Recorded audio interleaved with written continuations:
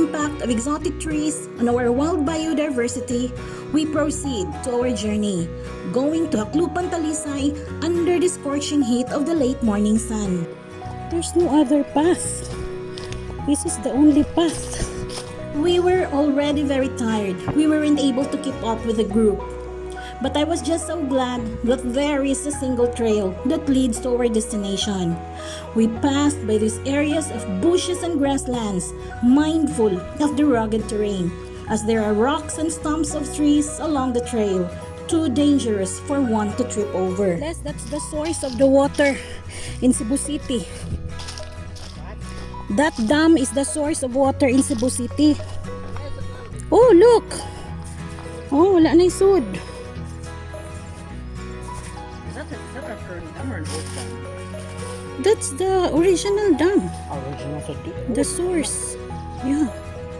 Used to be big there. Used to be a large basin. That's it ra. Come on, what you before there? Original siya list. Shallow. Wala uga naman. Kaya you know, it's... before napuno na siya water during the rainy season. Actually, that part ro. Maybe when it overflows kana, the whole part of there. It look like a caldera. Unsa ni nga Campo na ni? Dili pa man. Maubaliw pa ta. We finally caught up with the rest of the group who explored the cave in these remote and silent mountains. This is one of the caves that became the hideout of the Japanese soldiers during the World War II. We explored the cave, enjoying its cool temperature. Wow, bugnaw ha. May padirita nga rin magtambay. Hala, naaligay siya outlet. Na siya outlet. Ano yung outlet? Dahil tao dito, boss. Modern game. Pwede ni na to mahimong kuan kanang shortcut. Oo, kanin siya sa una murag. Pwede rin na lang sa uwi. Maka, ato mga gamit, uman dito. But we're crouching there. It's really narrow. It's about kuan. The hole, the diameter of the hole is more or less 4 feet by 4 feet. Okay. Careful with your head. Tabwak lang ma. Ha? Krabwak? Oh, biskot. Di ko yan, ano lang ko yung magtiniguang na lang ko. Ha? Ay, nila nang lingkod na. Bugnaw kay diri. So the cave that leads to the other side of nowhere. Napakong kalas? Nearly. Oh, can I bring that? No. Why? That's a good one for my plant.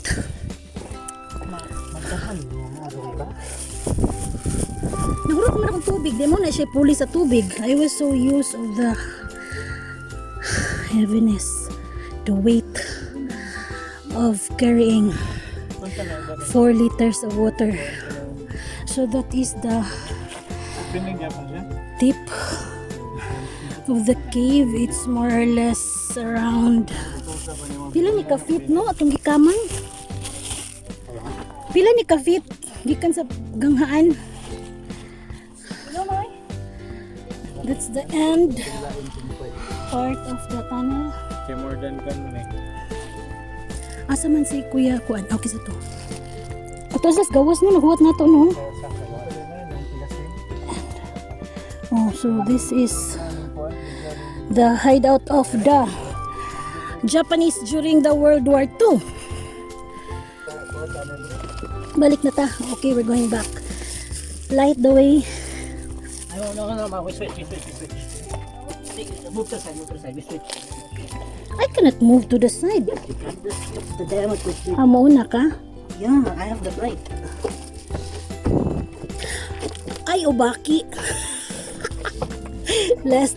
Oh, You look like an ubaki. basta ako mas. Ayun na lang. Careful. Oh no.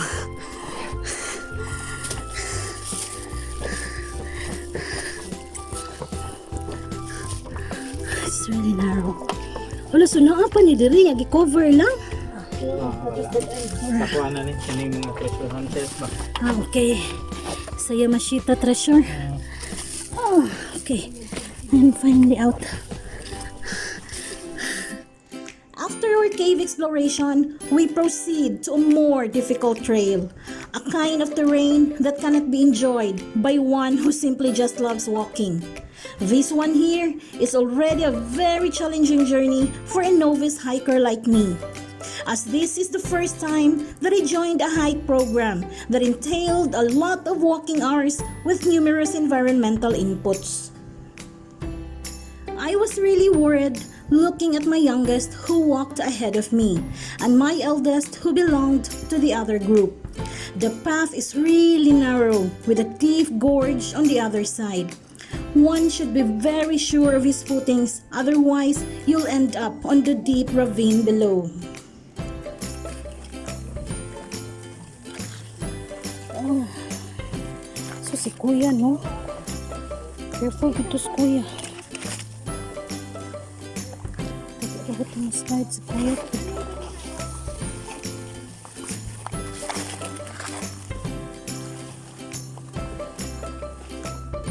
Then we finally reached a silent forest of exotic trees, void of the joyful sounds of insects and birds.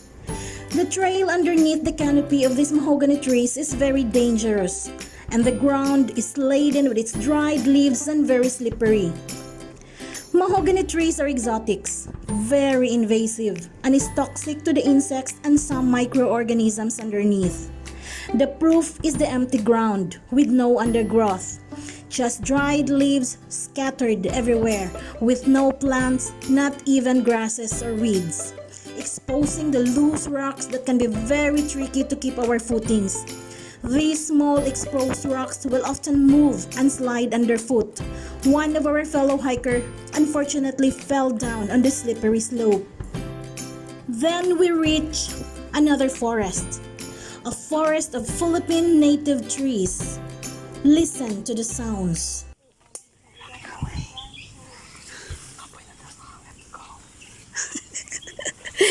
Kadako sa Jamelina, uy. Oh, okay. What's this? Oh, monstera. Oh. Oh, yeah, dragon tail din ni, di ni monstera.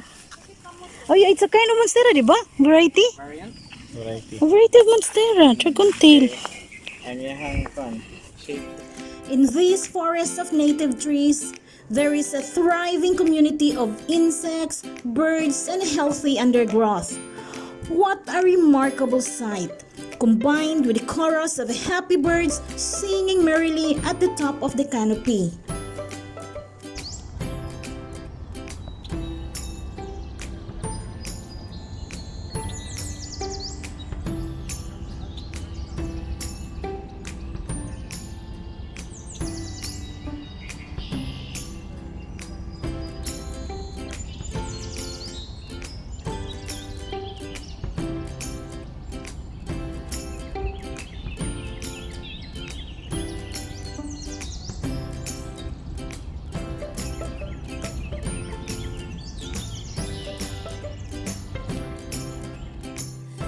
After another couple of hours walking, we reached a river, meandering in the middle of the forest.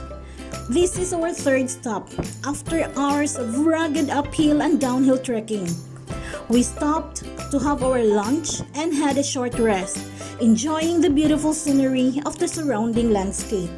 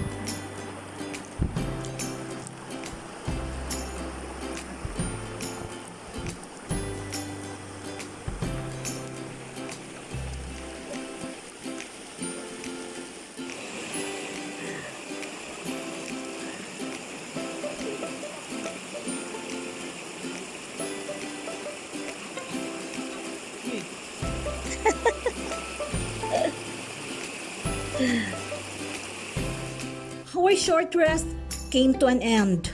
We need to move forward to keep up with our itinerary. Another more difficult climb. This time on a slippery rock just beside a murmuring brook that created a small waterfalls. This one was the most difficult terrain for me, being too tired after several hours of walking, loaded with a bag that gets heavier and heavier at every step. I was so worried that I couldn't make it. The rock was very slippery, and not to mention the steep slope. But unfortunately, there was no other way. Gladly, one of our fellow hikers helped me carry my backpack, seeing me struggling keeping up my pace with the group. It's been more than 7 hours of walking on this treacherous landscape.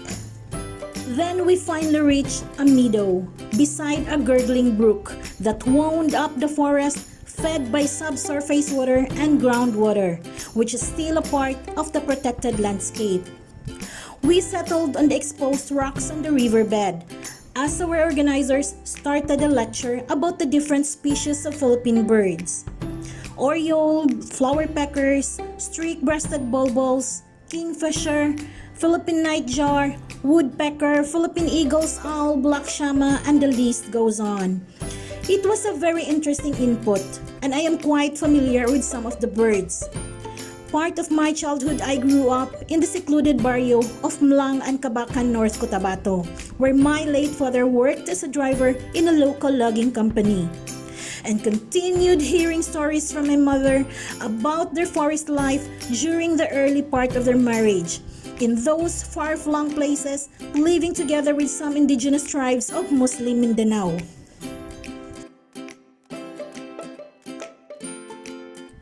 Then we were taught on how to pitch a tent.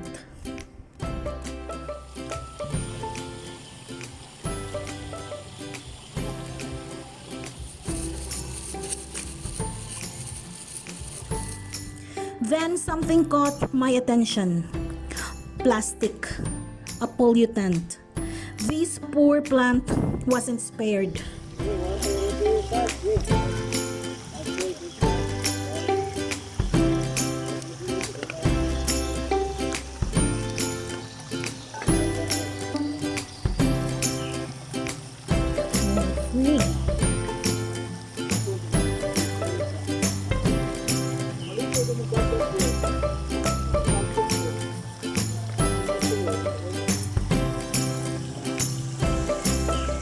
Our journey in the wilderness of Cebu, focusing largely on environmental education and wilderness survival, finally came to an end.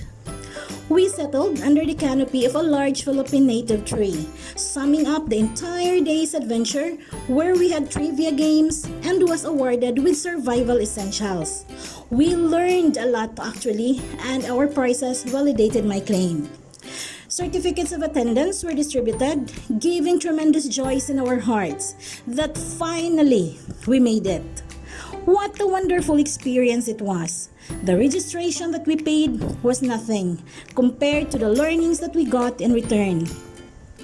I had a strong feeling of fulfillment, knowing that I passed on a legacy to my children through some people, like the organizer of this event, the Cebu outdoor enthusiast, who resonate the same vibes as mine. Because I want my children to learn how to take care of our ailing Mother Nature and continue to enjoy our natural world. And that someday, somehow, when their time would come, they will become warriors themselves of our beloved Mother Nature.